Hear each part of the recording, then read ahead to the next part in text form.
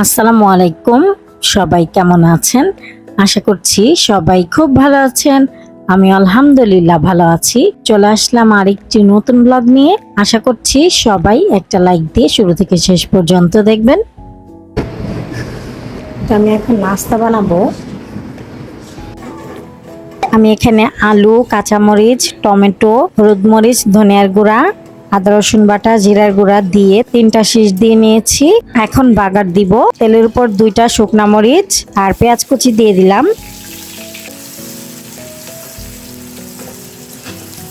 পেঁয়াজটা হালকা ভাজার পর এখানে 5 ফোড়ন দিয়ে দিলাম। 5 ফোড়নটা কিন্তু আমি হালকা ভাজবো, বেশি ভাজলে তিতা হয়ে যাবে। তারপর আমি সেদ্ধ করা আলু দিয়ে দিচ্ছি। সবশেষে দিয়ে দিলাম ধনিয়া পাতা কুচি। সব সময় তো আলু ভাজি একঘেয়েমি লাগে, এই তো এভাবে আলু তরকারি রান্না করলে রুটি বা পরোটা দিয়ে খেতে খুবই ভালো লাগে। এখন সুজির হালুয়া বানাবো।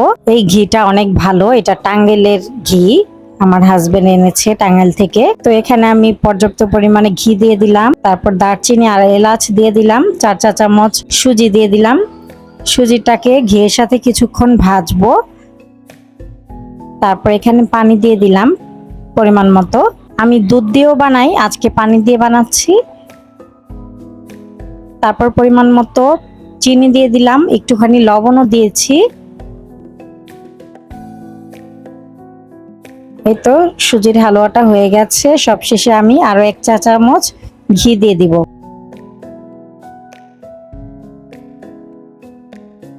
এখন রুটি বানাবো।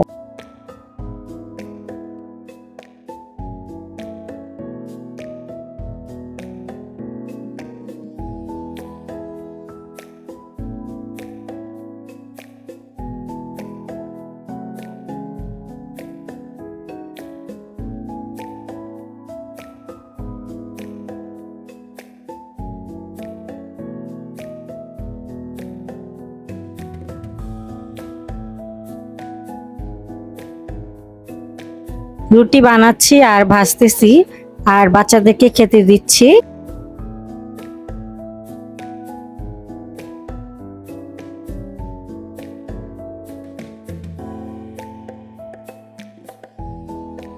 সবাই নাস্তা করে রুমে চলে গেছে, এখন সবশেষে আমি খেয়ে নিচ্ছি।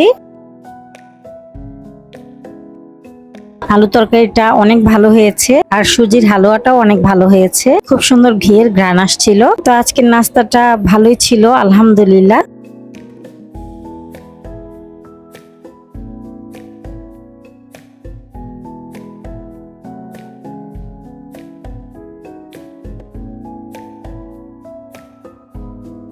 নাস্তা শেষ করে এখন ওয়াশিং মেশিনে কাপড় দিয়ে দিচ্ছি, কিছু ময়লা কাপড় ছিল।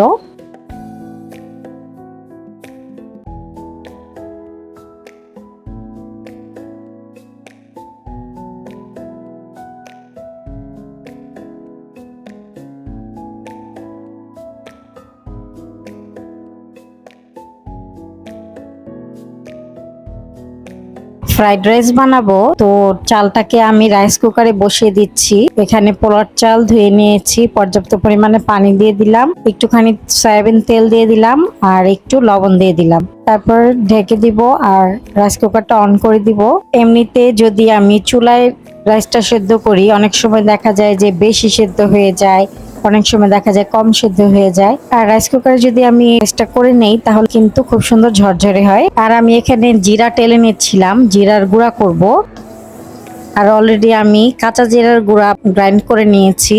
জিরাটাকে আমি ভালো মতো ধুয়ে রোদ্রে শুকিয়ে তারপরে গুঁড়া করেছি, সেটা হচ্ছে কাঁচা জিরার গুঁড়া। অনেকে রান্নার সময় জিরা বাটা ইউজ করে, তবে জিরা বাটা অনেকদিন রাখলে বা কিছুদিন রাখলেও উপরে কেমন যেন ফাঙ্গাস পড়ে যায়, যার কারণে আমি এরকম কাঁচা জিরার গুঁড়া করে নেই।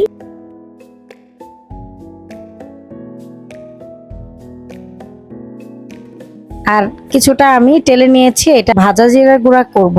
আমি সবসময় এরকম ভাবে 2 ভাবে করে রাখি জিরার গুঁড়া। যখন আমি মশলা কষাই তখন আমি কাঁচা জিরার গুঁড়াটা ইউজ করি, আর যে কোনো মাংস তরকারিতে নামানোর আগে ভাজা জিরার গুঁড়াটা ইউজ করি। ভাজা জিরার গুঁড়াটাও একটা বয়ামে ভরে নিচ্ছি।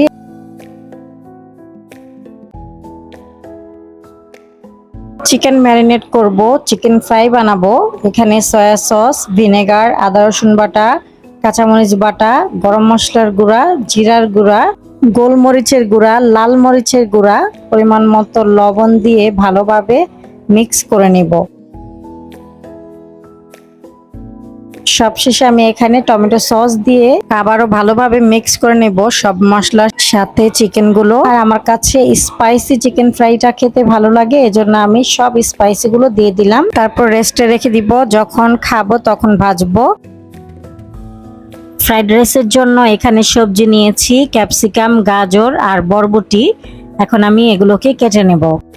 আর আপনারা ততক্ষণে আমার ইউটিউব চ্যানেলটাকে সাবস্ক্রাইব করে দেন, আর ফেসবুক থেকে দেখলে আমার ফেসবুক পেজটাও ফলো করেন। আর যারা অলরেডি করেছেন তাদের সবাইকে অসংখ্য ধন্যবাদ।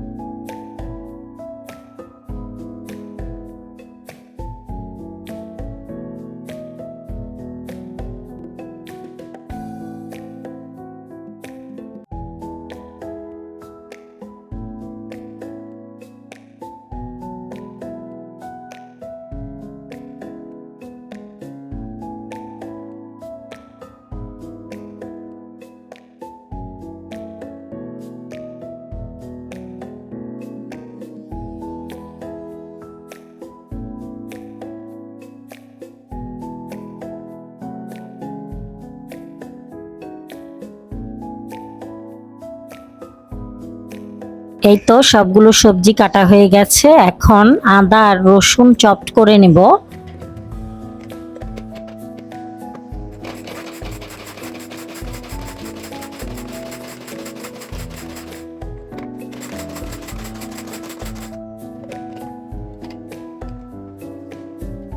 আর পোলার চালের ভাতটাও হয়ে গেছে। এখন ফ্রাইড রাইস রান্না করব। তেলের উপর মিহি কুচি করা আদা রসুন দিয়ে দিলাম। হালকা ভাজার পর এখানে কেটে রাখা গাজর দিয়ে দিলাম। তারপর সবজির জন্য পরিমাণ মতো লবণ দিয়ে দিলাম।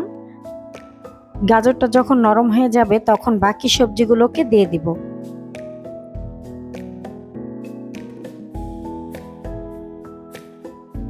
সবগুলো সবজি প্রায় সেদ্ধ হয়ে গেছে, হাফ সিদ্ধ। তখন আমি সাইডে সবজিগুলোকে রেখে দুইটা ডিম দিয়ে দিলাম, একটু লবণ দিয়ে দিলাম। ডিম দুইটাকে আমি স্ক্র্যাম্বল করে নিচ্ছি।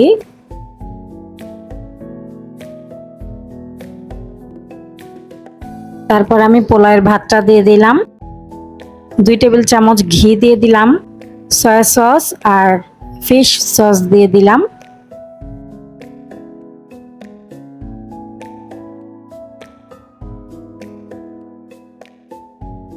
আর আমি এখানে গোলমরিচের গুঁড়াও দিয়েছিলাম, সেটা স্কিপ হয়ে গেছে। এই তো আমার ফ্রাইড রাইস রান্না হয়ে গেছে। চিকেন কোট করার জন্য এখানে 2 কাপ ময়দা আর 1/4 কাপ কর্নফ্লাওয়ার দিয়ে দিলাম। গোলমরিচের গুঁড়া, একটুখানি অরিগানো, পরিমাণ মতো লবণ দিয়ে মিক্স করে নেব। একটু নামাজ পড়ে চলে আসলাম। এখন চিকেনটা ফ্রাই করব, তারপর ওদেরকে খাবার দিয়ে দিব। তো চলুন কিভাবে আমি চিকেনটা কোটিং করি আর ফ্রাই করি সেটা দেখাই। একটা প্যান বসিয়ে তেল গরম করতে দিয়ে দিয়েছি। আজকে আমি চুলায় ভাজবো। আমার ডিপ ফ্রায়ারটা ক্লিন করতে হবে, তো এই জন্য আজকে আর ডিপ ফ্রায়ারে ভাজলাম না।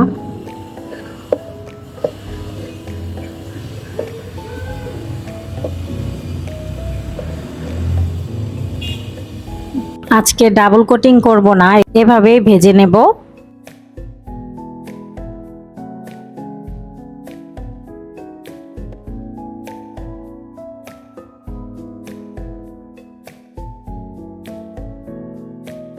তেলটা পুরোপুরি গরম হয়েছে কিনা এই জন্য একটা কাঠি এরকম করে দেখছিলাম, কাঠিটার উপরে বুদবুদ ওঠে কিনা। এই তো তেল ভালো মতোই গরম হয়েছে, আমি চিকেনগুলোকে দিয়ে দিচ্ছি।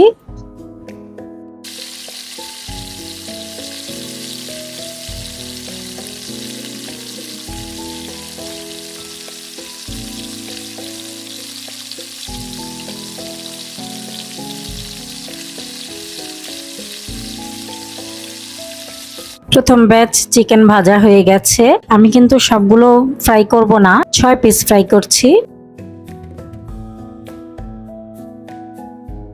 এই তো আমাদের খাবার টেবিল রেডি, আলহামদুলিল্লাহ।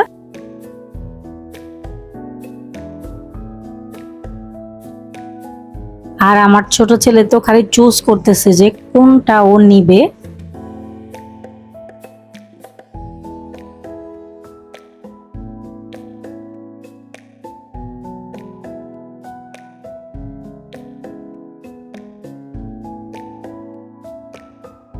আলহামদুলিল্লাহ, খাবারগুলো খুবই মজা হয়েছে।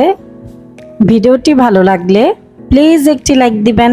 ভিডিও সংক্রান্ত কোনো মতামত থাকলে কমেন্টের মাধ্যমে জানিয়ে দিবেন। আর যারা যারা আমার ভিডিওটি দেখছেন প্লিজ আমার ভিডিওটা শেয়ার করবেন। আজকের মতো ভিডিওটি এ পর্যন্তই। আবার চলে আসব নতুন একটি ব্লগ নিয়ে। সে পর্যন্ত সবাই ভালো থাকবেন, সুস্থ থাকবেন। আল্লাহ হাফেজ।